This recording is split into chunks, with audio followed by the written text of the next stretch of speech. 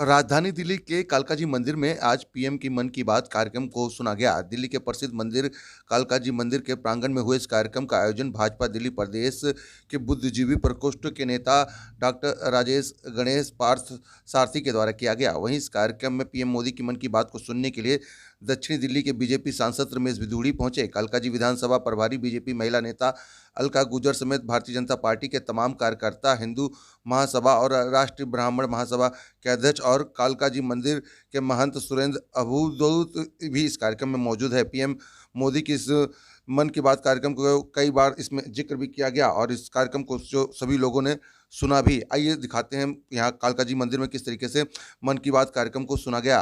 मातृभाषा को भी नहीं छोड़ सकते। वर्षों पहले की एक बात याद है, जब मुझे अमेरिका जाना, एक तेलुगु परिवार में जाना हुआ और मुझे एक बहुत खुशी का दृश्य मुझे बताया कि हम लोगों ने परिवार में नियम बनाया है कि कितना ही काम क्यों न हो, लेकिन अगर कंपल्सरी हर कोई तेलुगु भाषा में ही बोलेगा। भाषा के प्रति ये प्रेम देकर इस परिवार उन्हें अपनी भाषा, अपने पहला। देश के प्रधानमंत्री जी की मन की बात का कार्यक्रम था।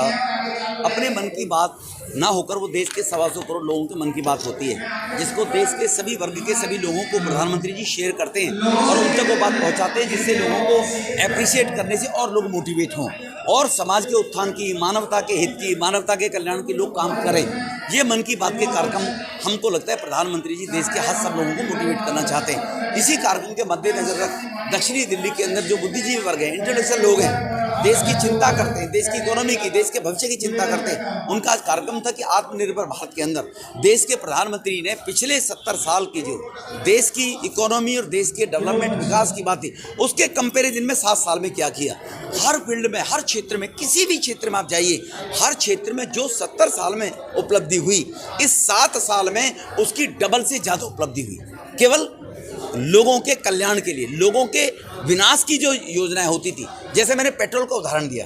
पेट्रोल 2003 में 36-37 रुपये लीटर था, 2014 में पीएम साहब 78 रुपये लीटर हो गया था, डबल से भी ज़्यादा हो गया था 10 साल में, और इस साल में 78 से बढ़कर 100 तक आया। लेकिन विलाप करती कांग्रेस घूम रही है केवल 22%, वो भी नहीं बढ़ना चाहिए। भारत अब आत्मनिर्भर होगा तो आत्मनिर्भरता की तरफ बढ़ रहा है भारत आज, तो तब ये भी आगे नहीं होगा। आने वाले वक्त में इसमें भी रेशो डाउन आएगी, ये जो महंगाई वाली बात है। लेकिन पहले के कंपैरिजन में महंगाई 15% बढ़ती है, जो पहले 100% बढ़ती थी, केवल 15%। उस पर अंकुश देश के प्रधानमंत्री ने लगाया हुआ है, ये जानकारी सब लोगों को दी गई है।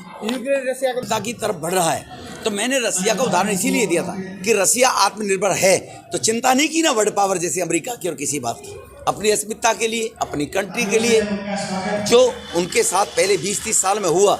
तो आने वाले वक्त में भारत जब आत्मनिर्भर हो रहा होगा तो 1947 का भी इतिहास दोहराया जाएगा। पाकिस्तान और लाहौर भी भारत का हिस्सा बन जाएगा जब भारत आत्मनिर्भर होगा। ठीक है ना। होटल की बिल्डिंग देखिए, जर्जर है या बढ़िया है, ये एक बार जाकर फेसबुक पर डाल दीजिए, मैं भी अपने फेसबुक पर डालूंगा। वो वेल क्लीन, एकदम साफ सुथ। आप खुद आए थे सभी पत्रकार बंधु, हमने वहाँ पर कोरोना के दौरान वहाँ पर 50 बेड का हॉस्पिटल बनाया था। वहाँ पर आज गरीब लोगों की किडनी वगैरह के लिए डायलिसिस की योजना चल रही है और वो अस्पताल अपने रूप में चल रही है। केजरीवाल इसलिए दिल्ली निगम का पैसा नहीं देता है कि इनके काम रुकेंगे तो मैं इनको कहूँगा देखो ये चालू नहीं कर पाई, लेकिन एमसीडी अपने ही बजट के अनुसार फिर भी उस काम को भली प्रकार से कर रही है। ये एमसीडी बीजेपी तभी कर सकती है, एमसीडी अगर आम आदमी या कांग्रेस को तो नहीं कर सकती थी। केजरीवाल से पूछना चाहता हूँ कि आपने कहा था मैं टैंकर माफिया से मुक्ति दिलाऊंगा, टैंकर खत्म कर दूंगा, टैंकर डबल हो गए दिल्ली के अंदर। केजरीवाल जी पूछिए कि उनसे जाके, आपने कहा 500 स्कूल बनाऊंगा, तो मैंने ट्वीट किया, मेरे ट्वीट पे है, आपकी आरटीआई कहती है केवल 1 स्कूल बना है दिल्ली के अंदर। पहली बार कांग्रेस जैसी भ्रष्ट सरकार में भी हर साल 2 नए स्कूल बनते थे। मैं एमएलए था, मैंने भी 4 साल में 4 नए स्कूल बनाए। संगम विहार में मैंने बनाया, बदरपुर में नया स्कूल बनाया, तेघड़ में अपग्रेड करके उसको आगे कराया था जी। लेकिन मैं पूछना चाहता हूँ, आपने 1 स्कूल बनाया। केजरीवाल साहब आपने बोला मैं 20 कॉलेज खोलूंगा, बताइए दिल्ली में कौन सा कॉलेज नया खुला है? जो नौजवान बच्चे अपने भविष्य को सुधारने के लिए, उन बच्चों के दाखिले 12वीं के बाद 60% 70% नंबर आने पर होते, बताएं कॉलेज कहाँ है? तो अपने कुकर्मों को ढकने के लिए दिल्ली के कौन लोग यूनिवर्सिटी अस्पताल को देखने आएंगे? कोई आएगा नहीं। हवा में फेंक दी, लोग समझेंगे वास्तव में जर्जर बिल्डिंग होगी। पर मेरी आपसे हाथ जोड़कर प्रार्थना है, उस बिल्डिंग को जरूर दिखाई वो जर्जर है या वेल मेंटेन बिल्डिंग है।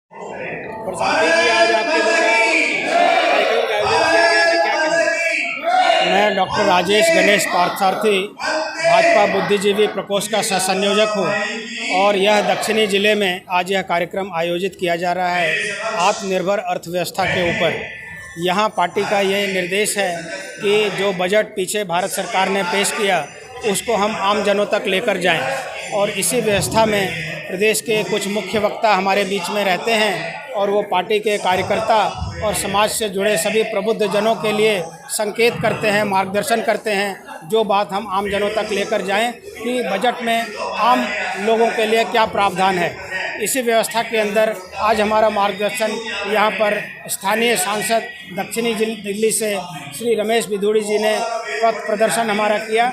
श्री अलका गुर्जर जी जो हमारी राष्ट्रीय महामंत्री हैं भारतीय जनता पार्टी की और दिल्ली प्रदेश के सह प्रभारी हैं, उनका भी हमें मार्गदर्शन मिला।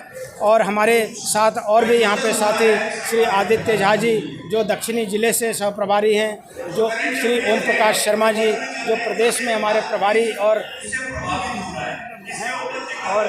सह संयोजक हमारे ज़िले के अक्षय कपूर जी सह संयोजक हमारे प्रदेश के हैं, अनिल शर्मा जी और अनिल रस्तोगी जी हमारे साथी जो ज़िले में हैं। तो इन सभी लोगों का हमें साथ मिला।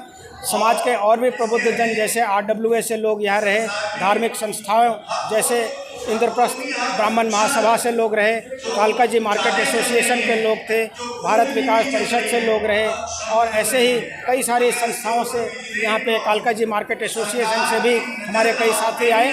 तो इन सभी प्रबुद्ध जनों को यहाँ मार्गदर्शन मिला जो हम लोग आगे लेकर जाएंगे और जनता में भारतीय जनता पार्टी किस प्रकार से नई अर्थव्यवस्था का सृजन कर रही है उसको जनता के बीच में रखेंगे। जैसा कि सभी को ज्ञात है कि हम आज़ादी का अमृत महोत्सव 75वां साल आज मना रहे हैं इस वर्ष में, और आज़ादी का अमृत काल होते हुए जब भारत 100 वर्षों को आज़ादी को सेलिब्रेट करेगा, उत्सव मनाएगा, तो उस समय भारत सचमुच विश्व गुरु हो पाएगा।